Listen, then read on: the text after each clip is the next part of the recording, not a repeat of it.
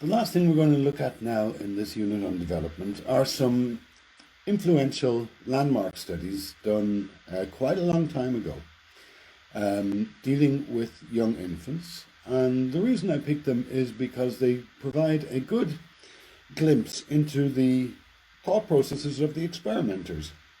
You can see the kind of questions that people are asking, want answers for when it comes to infants. And these studies also illustrate how difficult this work is. In both cases, they're interested in the infants as social creatures. They're interested in the manner in which infants engage socially with others. They both involve very elaborate and careful observation, and they both illustrate a great deal, a number of really severe problems which are always there when you're working with infants. They say never work with infants and children in films.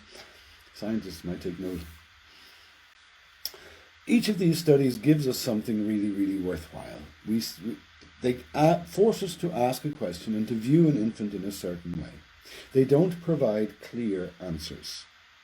What they both illustrate, without a doubt, is the simple fact that infants are social from a very, very early age. That shouldn't need saying. All life forms are social. Every bacterium, every blade of grass is social.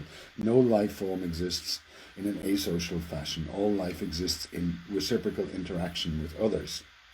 But they're asking about a particular kind of human sociality, about the relationship between the infant and the caregiver. And this is, they want to know in what way is the infant continuously responding and acting to the caregivers. To do that, they have to interpret infant behavior, and that is the problem. And we'll see that not all of this work is easily reproducible or replicable. So the first one is from 1985 by Murray and Trevarthen. The study is entitled The Emotional Regulation of Interactions Between 2-Month-Olds and Their Mothers. And the elaborate experimental setup is shown on the bottom right-hand side, and it was in 1985, it's now 2020, going on 2021. This would not be so difficult to do these days. We have videos, and we have Zooms, and we have Skype, and we have webcams. They didn't have that back then. So what they wanted to do was to have, essentially, the infant interact with its mother over a Zoom link. So the way they did that in 1985 was the infant is seated in one room and staring at a one-way mirror at a tilt at a 45-degree angle. And up in the ceiling, there's a TV monitor. So the TV monitor is picked up by the mirror. That's what the infant is seeing. So the infant is seeing the TV screen. But the one-way mirror has a camera behind it, so there's a camera also directly on the face of the infant. So the infant sees the screen, and the camera sees the infant's face. The mother is in another room, and she has the similar setup. The baby is shown on the monitor for the mother, and the mother is shown on the monitor for the baby. So all this complicated setup serves to establish a connection or a form of interaction that we're thoroughly familiar with, but that people were not familiar with in 1985. It's a video link. And each infant in this study came in twice, I think on the same day. In the first session, the infant goes in their chair, and the mother goes into the other room, and the infant and the mother then interact over video, much as, well, we're not interacting now, you're looking at a recording, and you're aware that you're looking at a recording. It would feel differently if we were having an actual Zoom conversation. So in the first session, it's more like a Zoom conversation. They're actually interacting with each other, and most of the infants, surprise, surprise, were quite happy to do this. Kids get technology, don't they? So the babies are interacting with their mothers, and all's going fine. In the second session, the baby comes in, and baby is placed in the chair again. What the baby sees is exactly the same thing as what the baby saw the first time. It's actually a recording of the mother from the first session. But now it's a recording. You're watching a recording right now, and it is not live, and you know that. You make no mistake about that.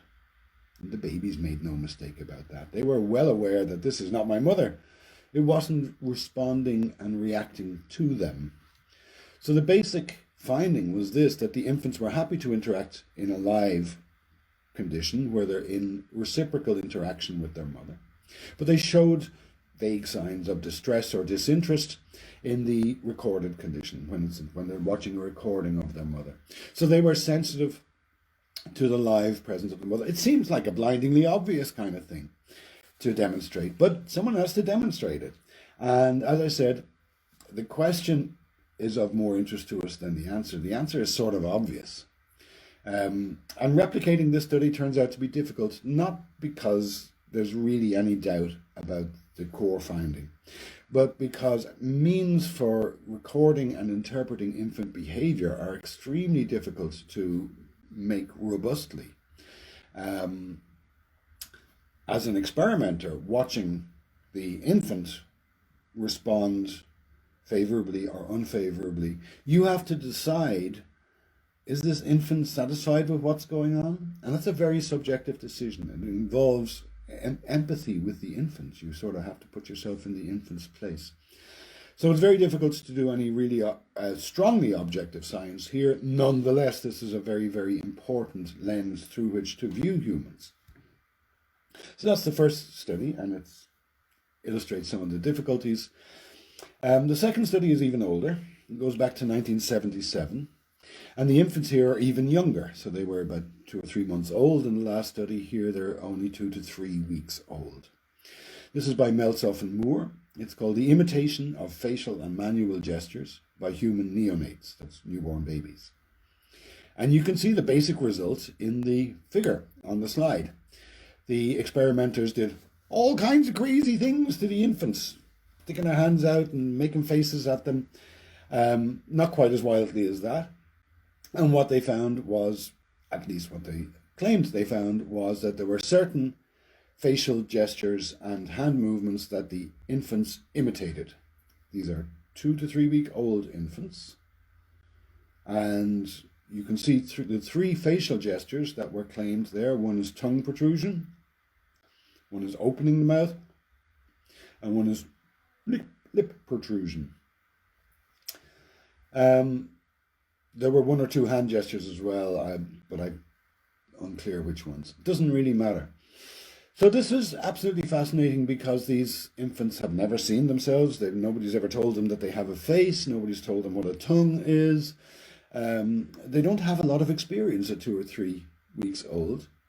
And so it seems to speak to a built-in naive understanding of the body of the other. But there are problems with interpreting the infant's response here. So this is 1977. The technology involved is Super 8 film, which the experimenters are looking at frame by frame and trying to say, is the child imitating the person? Is the child not imitating the person? And that's not an easy question to answer. There are no objective criteria for answering the question when something counts as an imitation. How close in time does it have to be? How accurately does it have to mimic what the other is doing? And of course, babies' faces are different from adult faces, and babies' hands are different from adult hands.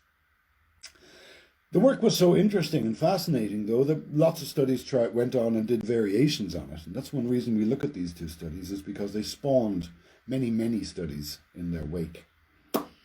And with repeated application, these findings did not stand up to scrutiny. It was not replicable, except for one. So the confidence with which one could assert that the infant is imitating the hand gestures went away very quickly. And it went away for the facial gestures, except for the tongue gesture. That one is still believed to be something that infants generate as a response to someone sticking their tongue out. So this kind of echo, bodily echo across people. Interestingly, even very young chimps will respond in this way to a human experimenter. But as they get a little bit older and a little bit more fixed in their chimpanzee identity, they stop. So there comes a point at which they go, that ain't no chimp. So this is an interesting study, and it raises similar problems as the last one. But imitation is a really thorny issue. We interpret a lot of behaviors as imitative. We say that's like that. But this raises the correspondence problem of how like do two things have to be for one, two behaviors have to be for one to count as an imitation. Even identifying behaviors in the continuous stream of movement is fraught with difficulties. And this problem arises with a vengeance when the person imitating the other is also of a different body size and shape.